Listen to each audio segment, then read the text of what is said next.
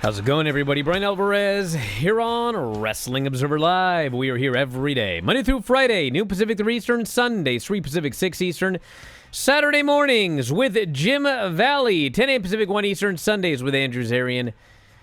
And it's Fun Friday here on the show. Fun Friday. And we'll be joined for a fun conversation today by Lance Storm. Nothing says fun like Lance Storm. You can't spell fun without Lance Storm.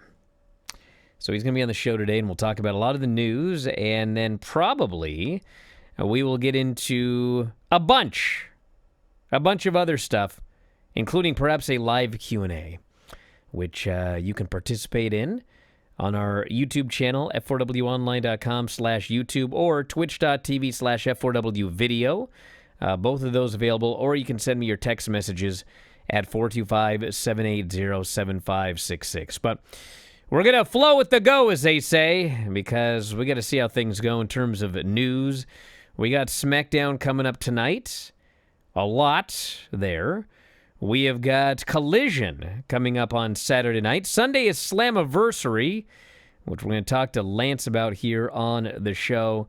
And then all of the news, including Buff Bagwell's leg amputation, the all-in business notes from last weekend, the return to Wembley, Dynamite and NXT ratings, Jelly Roll has got some appearances coming up for WWE, and someone new is linked with Hulk Hogan and Eric Bischoff for their Real American freestyle wrestling, which is set to debut in 6 weeks, August 30th.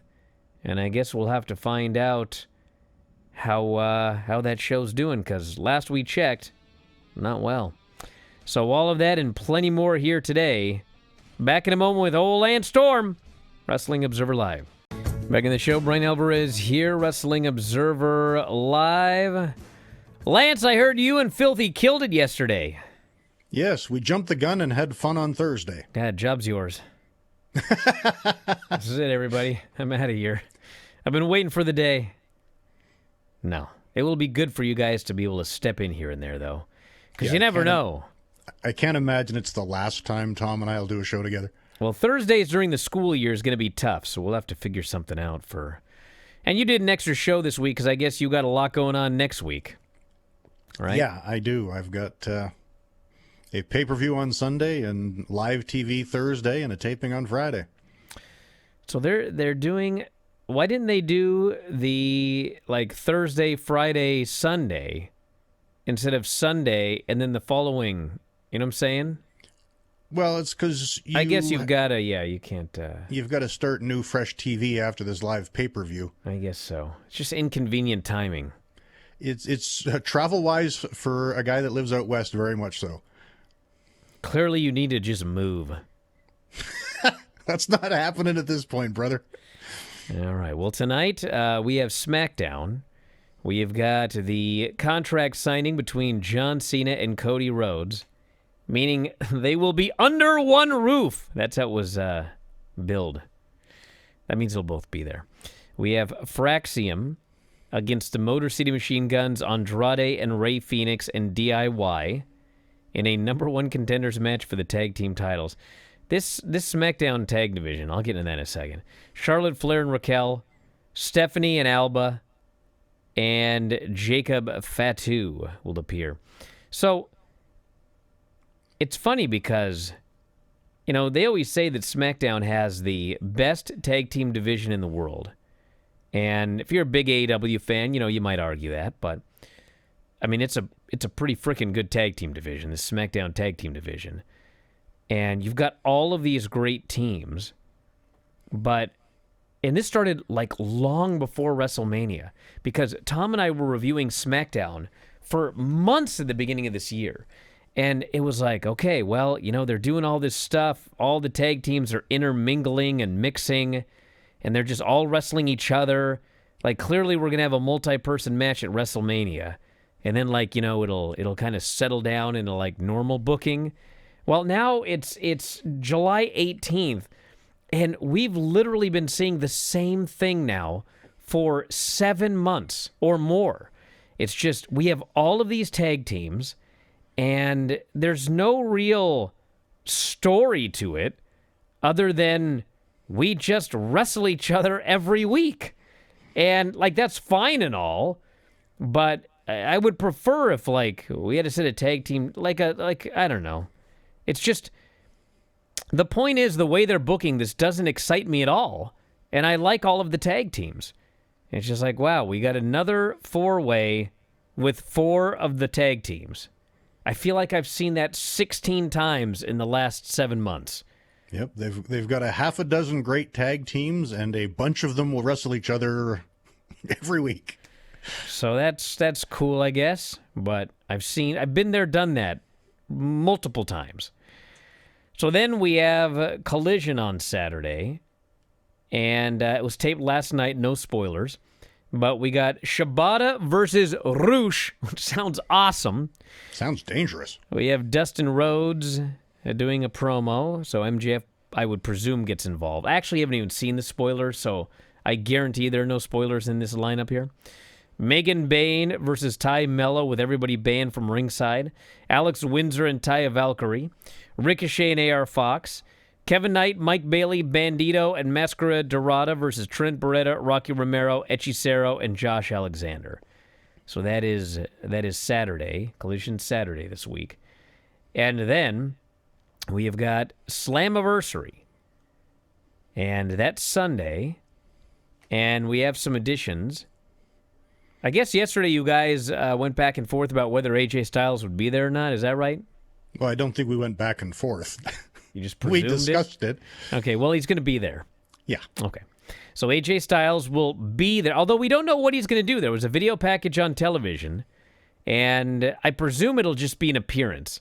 I mean, I can't imagine you would have an unadvertised wrestling match with AJ Styles. Well, we tend to do a Hall of Fame induction at Slammiversary, so that's my guess with no inside knowledge at all. I think that that's very likely.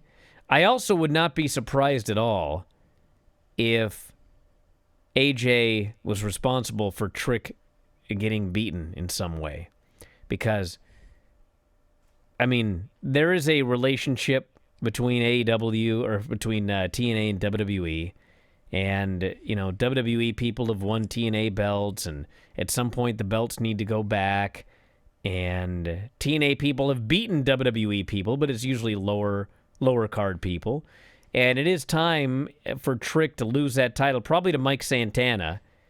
I think Santana should pin Trick. And I can just see the mindset of, well, we'll let Mike Santana win the title from Trick, but AJ might cost that guy that belt some way or another. Yeah, so it's still a WWE guy, you know.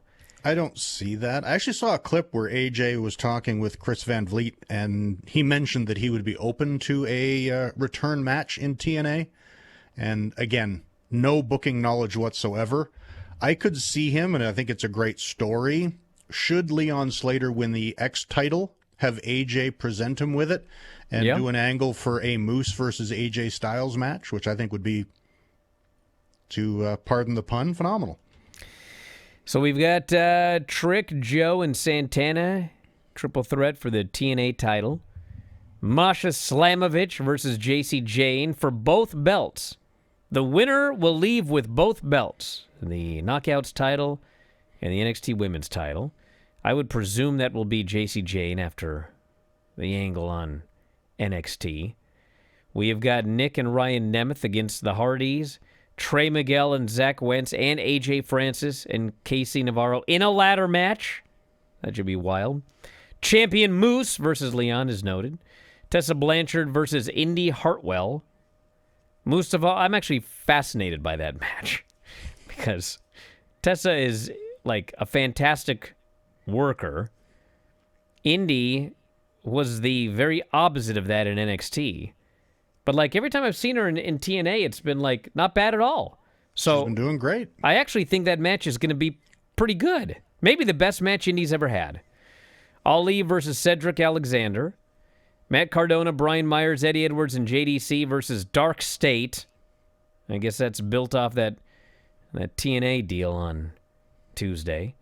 And then for the pre-show, we have Ash and Heather by Elegance versus Cassie Lee and Jessica McKay, the former Iconics, yeah. And Steve Macklin, Jake Something, and Mance Warner versus Real One, who is the former Enzo Amore, Zilla Fatu, and Josh Bishop. These are some matches. Yep, some guys from Fourth Rope, I guess, and it's going to be a heck of a show. Wow. So that is that. After a 5-year battle to save his right leg, Buff Bagwell has undergone an amputation. Hopefully it will improve his quality of life. He had a car accident in 2020 and spent like 5 years trying to save his leg. And eventually they told him that, well, you have 2 options. Amputate it, or you can undergo 3 more surgeries over the next year, countless hours of physical therapy, and it'll still only have a 20% chance of being saved. So he was like, let's get rid of it. And he would have had a steel rod in his leg for the rest of his life. So he had it amputated. He is going to get a prosthetic. And, you know, he's actually very positive about it. He wants to get a prosthetic. He wants to, you know, learn to walk with the prosthetic. And he wants to get back into the ring. And he wants to do another match to prove that you can still have a great life without a leg. And so he says he's sober. He says, I would prefer to be sober with one leg than be the Buff Bagwell from WCW making money in the funk that I was in. So we can talk Lance's thoughts on Buff after the break. Observer Live. I like to hear that Buff is cleaned up. Hopefully that's the case. I do remember he was on the show once, and it was an all-timer. He was not in a good state of mind, and people have been talking about that show for years. So hopefully he's all cleaned up, and hopefully he does get back in the ring someday and have a match. Although that's one thing, and again, I wish Buff all the best, but having I want to get back into the ring to prove, you know, that life can go on and so forth. It's like, stay sober, stay positive, and live a happy life as a good person with your prosthetic. Like, I don't know, and I don't like with I want to get back in the ring so that I can prove this. It's like, if you want to get back in the ring, by all means, go ahead. But being an example and a positive motivator for people just requires you to stay sober, stay positive, and live a good life post-amputation. Like, that's a success. I think us in the wrestling business always try to equate success in the wrestling business as being this giant milestone and proving of worth. And it's like, I think we can have great worth outside of the wrestling business. So stay positive, stay sober, and all the best. And I hope he lives a good, long, happy life, match or no match.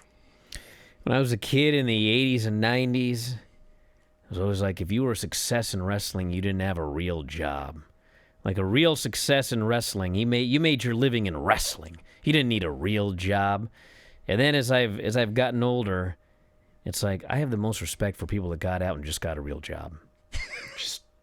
That's the big success. Well, if you remember, when I was in Seattle, we did a Q&A after you wrestled that jobber in the mask. And someone asked me about success and how I define success. And it's like, it's different for everyone. If you have a real job and wrestle once a month on the indies and you're happy, then you're a success. If you are the biggest star in the history of the business and you're happy, then you're a success. Define your own success with happiness in life, and don't worry necessarily about what others think and the fame that goes with a certain job. So All In was last week. Dave had some business notes in the Observer. It appears the show did approximately 175,000 buys, which I think is exactly what I predicted. Thank you very much. And that would put it fourth all-time between the 2021 All Out, which did 205, 2023 All In, which did 200, and the 2024 Revolution, which did 180. Tony Khan said it was the best performing pay-per-view they've done on Amazon Prime. Merchandise, 1.2 million $725,000 for All In, the rest from StarCast. Largest ever for a non-WWE show in either U.S. or Canada. Even accounting for inflation. That's a new thing now where everybody is like, we must account for inflation. I guess it's the way to try to, say gotcha. But I think if you actually are like really into this inflation thing and gotcha, then all of your companies and stars absolutely suck. Jim Londos just smashed everybody 6 ways from Sunday. So that puts the end of that tribalism. And then we've got The Gate, $3 million. Didn't have anything on attendance specifically outside the 28 to 29 that Tony Khan said at the press conference. For the record, WrestleTix lists the attendance of All In as 26,153, which is very good, actually. I think last year I did predict it would hit like 40,000 because it was like, this is their WrestleMania, big stadium, people going to travel. But I don't think they've quite branded it to the level that WWE has yet, to say the least, of WrestleMania. So even the big show of the year that you can't miss, they got a ways to go to make that like, you're going to do 40, 50,000 every year. They also announced a return to Wembley, which says here, WrestlingObserver.com, the show will emanate from the famed venue on Sunday, August 30th. I recommend adding a year next time, because it didn't say the year, but I believe that will be 2026 is when they will be there. So hopefully we'll go to that one. I like going to London. It's fun. So really, all that counter-programming just ended up being a rib on like you and Dave and other people that cover all this stuff? Well, I've been thinking about all this counter-programming, and like I didn't go to All In, and part of it was there was so much stuff that weekend. But I mean, if we're being honest, I could have easily watched everything. I mean, it's not hard. It's not like I have to be in my house to watch a bunch of shows. But there were two things. Number one, it's one thing to fly from here to Vegas and back. It's cheap. But, when I was pricing out flights to go to All In, plus I would have to have had a hotel for a couple of days, it was like, I ain't spending that kind of money. I mean, actually, it would have been more likely if there had been a bunch of shows around the area I could have gone to, like with WrestleMania. And the other thing is, by staying home, some people got really mad that I stayed home, like I wasn't doing my job or whatever. But it's like, are you a subscriber or are you not a subscriber? Because if you're a subscriber, do you know how much better it was that I stayed home? You guys got 6 shows over 2 days, which in no universe could have possibly happened if I would have gone to that show. So Vinny and I watched every show. We did a show after every show, and I did 2 shows with Dave. So, like, if you're someone paying for this service, I mean, I don't know how you can complain that I didn't go to this show. You got way more than your money's worth. And honestly, I'm not going to say it was easy, because it wasn't, but it was actually pretty fun, I have to say, to have done that. I felt like an Iron Man at the end of the weekend. Got it all done. So there you go. It was worth it. Big sleepover with Vinny. What more can you ask for? Well, we didn't have a sleepover. This poor guy, he drove here and back for both of those shows when 405 was shut down. So he had to do back roads. It's 40 minutes on the freeway to get here. He had to take back roads to get here and back. So, Great American Bash, Fallout edition of NXT, 586, down 15%, and the 18 to 49 was a .12. It was head-to-head with like the All-Star game or something? Yeah, MLB All-Star game. And if you guys want to know, like that All-Star game, 7 million viewers on Fox, a 1.43 in 18 to 49, and this 18 to 49 on NXT was abysmal. A .12 is the lowest the show has done since February 7, 2023. So a lot of times, the NXT viewers, they'll watch NXT over anything. Like, that asteroid can be coming towards the Earth, and we got like 7 hours left, and they'll watch NXT instead of the news. But not this time. They watched that All-Star game. And then for the Dynamite show, the All-In Fallout, 588, which was down 8%, and a .15 in 18 to 49, which was also the lowest rating the show has done since April 23rd. They didn't have any MLB, but they had the ESPY Awards, which I can't imagine could have made, that big a difference. So, this is an ongoing thing for Dynamite, I know people will get mad, but it's just a fact. They do a great job convincing their fans that their pay-per-views are very important. And the pay-per-views do very well. They sell a lot of tickets to the shows. They sell a lot of merch. They do a lot of buys for the pay-per-views. But they have not convinced their fans that the TV is imminently important. The fans have not been convinced that the post-pay-per-view shows are important. And a lot of that is because many times there have been post-pay-per-view events like the TV, the Dynamite after a pay-per-view, which have just sort of been shows. And they need to educate their fans that the TV is important, and they haven't got there yet. So they've done a great job with pay-per-view, but, their fans have been conditioned that, you don't really need to see that post-pay-per-view TV show. Well, I think when your calling card is the best wrestling and the best wrestling matches, coming off a 8-hour event of great wrestling matches, tuning in for more great wrestling matches, there's probably a degree of drop-off. You invest big into the pay-per-view, and it's like, the matches the next show aren't going to be as important. Jelly Roll has got some more appearances lined up. He's going to be on the July 25th SmackDown, the August 1st SmackDown. By the way, I talked about this Travis Scott fella, and how it looks like he's done. And Jelly Roll, I guess, I don't know if he... Listen, guys, I don't get this video game stuff, okay? If I get the details wrong, don't get mad at me, but, whatever Travis Scott was doing in the game, I don't know if it was a DLC or something like that, Jelly Roll ended up getting it. Jelly Roll is getting the SummerSlam tag match, which originally was going to be a tag match involving Travis Scott and Bad Bunny.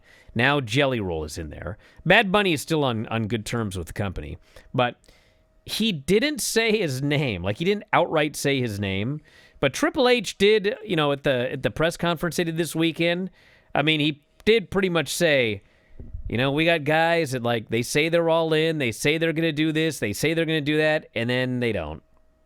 Whereas you got guys like Jelly Roll, he says, and Bad Bunny, and he rattles off these other guys, and he puts them over. So I guess Travis Scott, my presumption, I'm not reporting this because I don't know 100%, but I do know he's pretty much done. And my presumption is that Triple H just told you why. A guy that I'm going to do this, I'm going to do that, I'm committed, and then turns out, well, maybe he's not. Back in a moment with your Q&A questions, everybody. Get ready.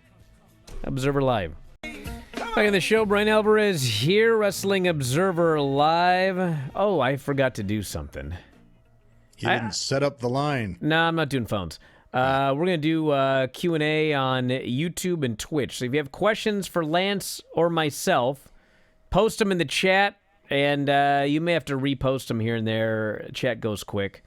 I'll do my best, but I gotta look for something. So in the meantime, this is a question from one of the Twitch homies here. I go to a lot of local indies. I think, how could they potentially grow to a national brand? Do you think an indie could ever become a national brand? I think that's a real challenging thing.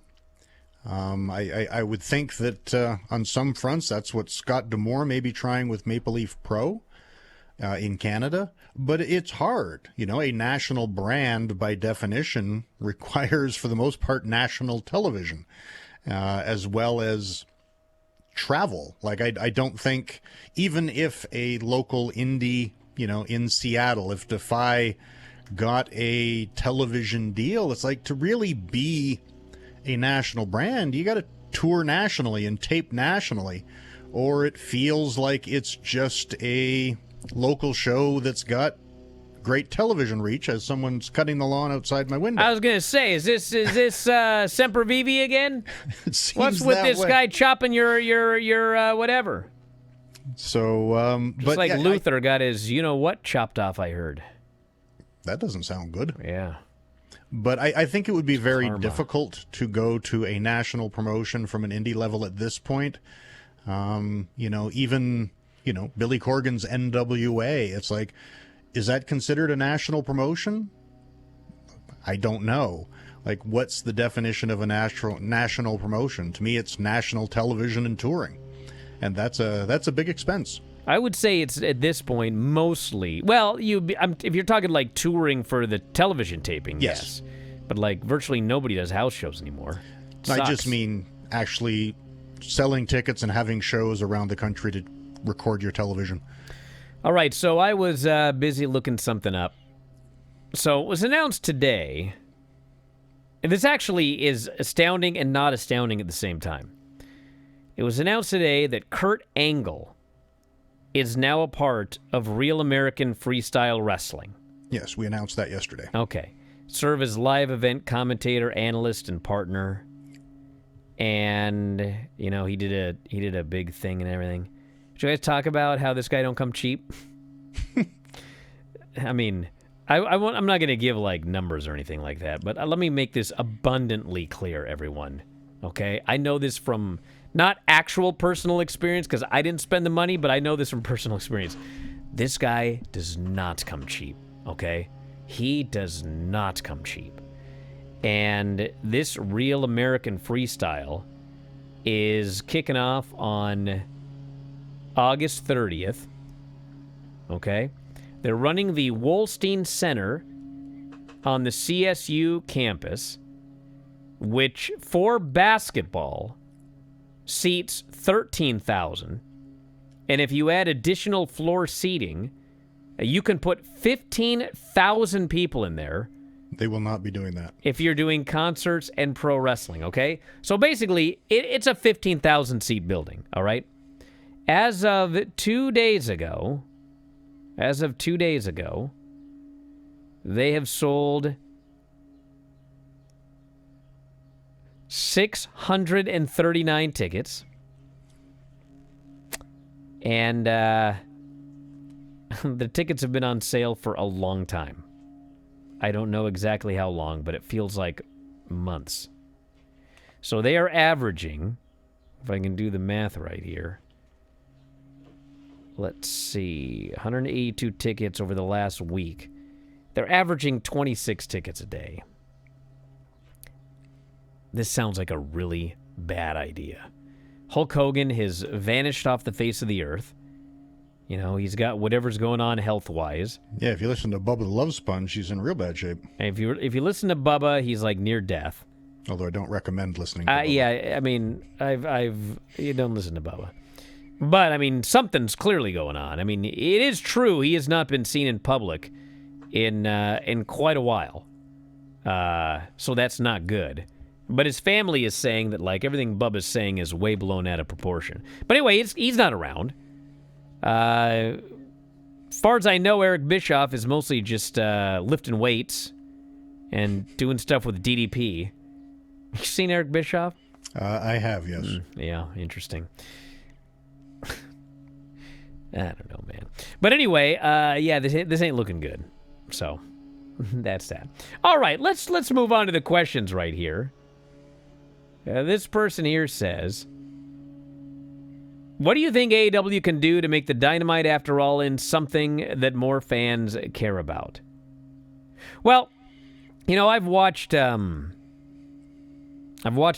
for a long time, and they were always, I thought, very, very good at go-home shows. The go-home show to here's what we're doing here. And, if you watch, like, All In did, like, extremely well. Do you guys remember, it was only, like, 3 weeks ago that everybody was saying, man, dude, we're, like, 3 weeks away, and we only got, like, 4 advertised matches. Like, we got to get some stuff going here. This is a normal thing, They, by the go-home show, everything that's happening on the show, except for maybe the pre-shows, it's a great go-home show. The pay-per-views always do well, okay? But historically, the show after the pay-per-view, golly, I mean, I don't like doing here's how WWE does it, but I mean, you watch a WWE show and it's like that first show after a pay-per-view is all about telling you what a giant event it was. And this happened, and that happened, and we're going to hear from this winner and that winner. And, we're going to there might be a debut, or this person that debuted is going to kick off the show, or, I mean, you pretty much couldn't miss the show after the pay-per-view. They've trained you. You can't miss that show. There's going to be something big going on, or they're going to, start the rocket towards the next pay-per-view or whatever. I mean, that's how it is. With AEW, I mean, there have been many shows where it's like, I'm trying to think of the one. There was like something that happened. There was like a big thing. It may be a Kenny Omega return or a Young Bucks big. Something happened. And it's like, there was no follow-up on the next show. Like, whoever it wasn't even on the show. It's like, what? It is also so much harder for AEW because Raw is the night after. It's often in the same market, so fans buy tickets to both, and you get a hotter audience following up because they're the ones who watch the pay-per-view live, and it's a lot easier to transfer the excitement over to tune in tomorrow rather than tune in 3 days.